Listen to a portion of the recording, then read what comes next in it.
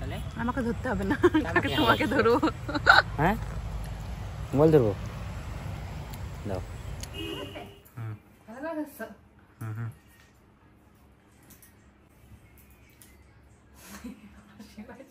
তো এই শাড়িটা থেকেই শুরু করি। একটা নেভি ব্লু কালারের শাড়ি, এটা হচ্ছে হ্যান্ডলুম। আজকে যা দেখাবো সব হ্যান্ডলুম।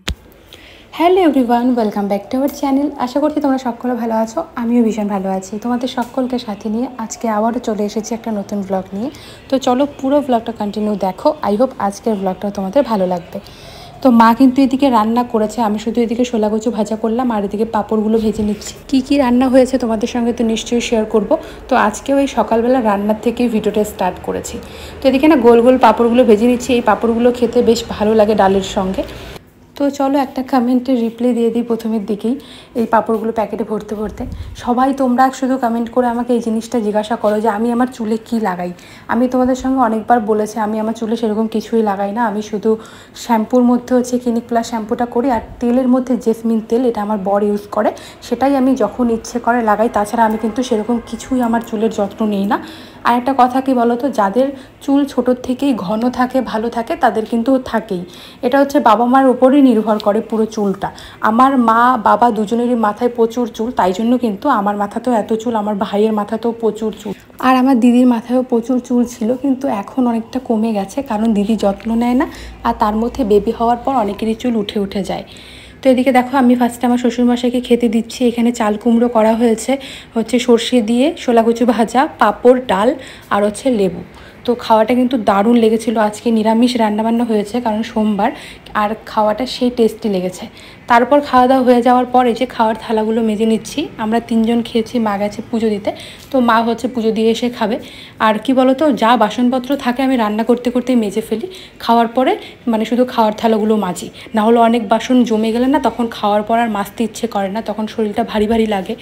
আর এখন না একদম ভিডিও করতে ইচ্ছে করে না, যেই কারণে একদিন বাদে বাদে ব্লগ দিচ্ছি। কি বলো তো, মানে একদম ইচ্ছা করে না, সারাদিন না বসে থাকি শুয়ে থাকি, কি আর শেয়ার করব সেরকম। আর চাইলেই ভিডিও করতেই পারি, কিন্তু একদম ইচ্ছে করে না জানো। সারাদিন না বসেছিলাম শুয়েছিলাম, ভাবছি ভিডিও করি, আর করার হলো না। তারপরে যে স্নান করে নিয়েছি, বাসন টাসন মেজে অনেকক্ষণ রেস্ট করে স্নান করে এই যে জামা কাপড়গুলো ধুয়ে দিয়েছি, মানে আমার নাইটিগুলো সার্ফ দিয়ে ধুয়ে দিয়েছি। আর তো হাতে গোনা মাত্র কটা দিন, তারপর তো ডক্টরের এখানে যেতে হবে। তো তাই জন্য হচ্ছে নাইটিগুলোকে ভালোভাবে ধুয়ে দিয়েছি, আর পুরনো নাইটিগুলোই আমার কাজে আসবে। তো আজকে অর্ধেক ধুয়ে দিয়েছি আর অর্ধেক কালকে ধুয়ে দেবো। আর এদিকে আমি হচ্ছে ফল খাচ্ছিলাম, স্নান করে ঘরে এসেছি, তো মা হচ্ছে আমাকে এদিকে ফল কেটে দিয়ে গেছে। তো মৌসুমি ফল দিয়েছে। মৌসুমি খাওয়াটা খুব ভালো প্রেগনেন্সিতে, তোমরা যারা খাও না তাদেরকে বলছি মৌসুমিটা খেও। অন্য কোনো ফল খাও বা না খাও, মৌসুমিটা খেও, মৌসুমি খাওয়া খুব ভালো। তো মৌসুমি খেয়েছিলাম। তারপর না এই যে বিকেলের দিকে যখন মৌসুমি খাচ্ছিলাম তখনই 12টা বাজে, তারপর তোমাদের সঙ্গে দেখা হচ্ছে এদিকে 4:30 বাজে বিকেল। তো আমি না এই যে আমাদের গাছের পেয়ারা খাচ্ছিলাম বাইরে বসে বসে, আর তোমাদের দাদাভাই ভিডিওটা করে দিল। তো আমাদের গাছে প্রচুর পেয়ারা, আর পেয়ারা খাওয়াও খুব ভালো। আর গাছের পেয়ারা বুঝতেই পারো, নিজেদের গাছের পেয়ারা, কোনো রকম মেডিসিন নেই, এই ফলগুলোতে প্রচুর ভিটামিন আছে। তাই জন্য এই যে বসে বসে বাইরে বসে আমি তখন 2টো পেয়ারা খেয়ে নিয়েছিলাম। তারপর একেবারে তোমাদের সঙ্গে দেখা হচ্ছে রাতের বেলা। জানি না কেন, মানে কদিন ধরে আমার এরকমটাই হচ্ছে, ভাজা পোড়া জিনিসটাই বেশি খাওয়া হয়ে যাচ্ছে। আর কি বলো তো, আর তোমাদের সঙ্গে ভিডিওগুলো যেদিন করে শেয়ার করি সেদিনই জানি না কেন হয় লুচি খাই, নয়তো সিঙ্গাড়া খাই, নয়তো বাবা বাজার থেকে কিছু নিয়ে আসে, এরকমটা হয়। তাই আমি এদিকে লুচিগুলো ভাজছিলাম আর মাকে বলছিলাম যে আজকেও তো এই যে ভাজা পোড়া, বন্ধুরা বলবে আমি রোজই ভাজা পোড়া খাই, কিন্তু জানি না কেন এরকম হয়ে যায়। যেদিন করে আমি ব্লগ শ্যুট করি সেদিন করেই হয় লুচি হয়ে যায়, নয়তো বাবা সিঙ্গাড়া ঠেঙ্গারা কিছু নিয়ে আসে। তো এদিকে আমি লুচি ভাজছিলাম আর বুটের ডাল করেছি, বাবাকে খেতে দিয়েছি, এখন তোমার দাদাভাইকে খেতে দিচ্ছি। তারপর আমি মা দুজনে একসঙ্গেই খাওয়া দাওয়া করব। আর কি বলো তো, আমার তো সেরকম কোনো অসুবিধা হয় না, না হলে তো নিশ্চয়ই খেতাম না বলো। আমি পুরি খাই, যাই খাই না কেন আমার কিন্তু সবটা হজম হয়, আর কোনো রকম অসুবিধা হয় না, তাই কিন্তু আমি খাই। আর তোমাদের যাদের অসুবিধা হয় তোমরা খেও না, কারণ অসুবিধা হলে খেতে নেই, আর আমার অসুবিধা হয় না জন্য কিন্তু আমি খাই। তারপরে তোমাদের সঙ্গে আর সেদিন রাতে আর কি ভিডিও শেয়ার করব, সকালবেলা উঠে দেখা হচ্ছে।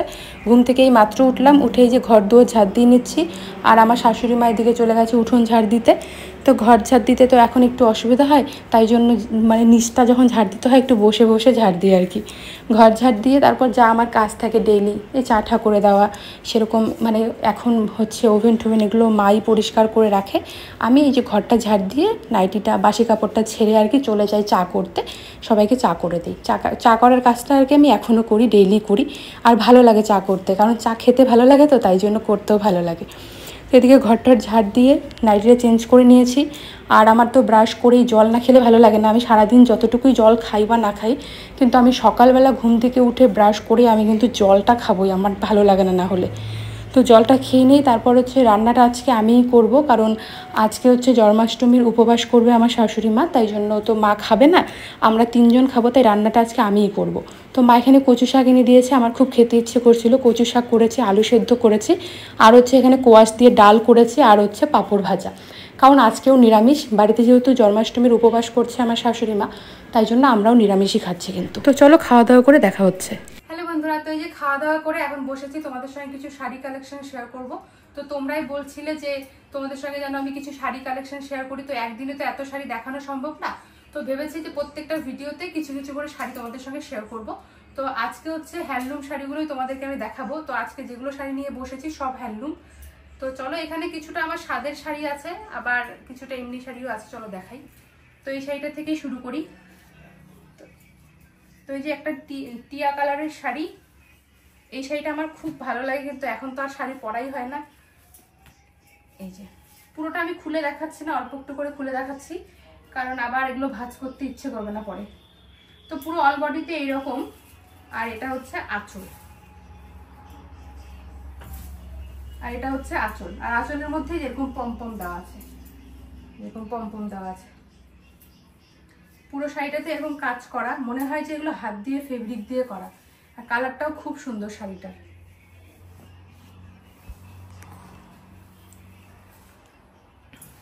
তো এখন দেখায় একটা নেভি ব্লু কালারের শাড়ি, এটাও হচ্ছে হ্যান্ডলুম। আজকে যা দেখাবো সব হ্যান্ডলুম।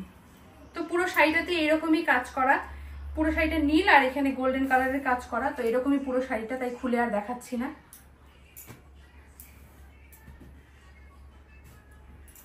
আর এই যে একটা রেড কালারের হ্যান্ডলুম শাড়ি, এটা আমার স্বাদের দিন আমি পরেছিলাম। এই যে নিচের পাটটা চওড়া আর ওপরের পাটটা একটু চিকন। তো এই শাড়িটাতে শুধু যেরকম পাট দেওয়া আছে, তাছাড়া পুরো শাড়িটাই প্লেন, পুরো শাড়িটাই প্লেন। আর এই হ্যান্ডলুম শাড়ির কাপড়টা খুব সুন্দর, একদম সফট। তো এই যে এখন আরো একটা হ্যান্ডলুম শাড়ি দেখাই, এটা হচ্ছে রানী কালারের মধ্যে। তো এই যে পুরো শাড়িটাতে এরকম কাজ করা আছে, আর হ্যান্ডলুম শাড়িগুলোতে তো পুরোতেই, মানে পুরো শাড়িটাতেই কাজ করাই থাকে। এই যে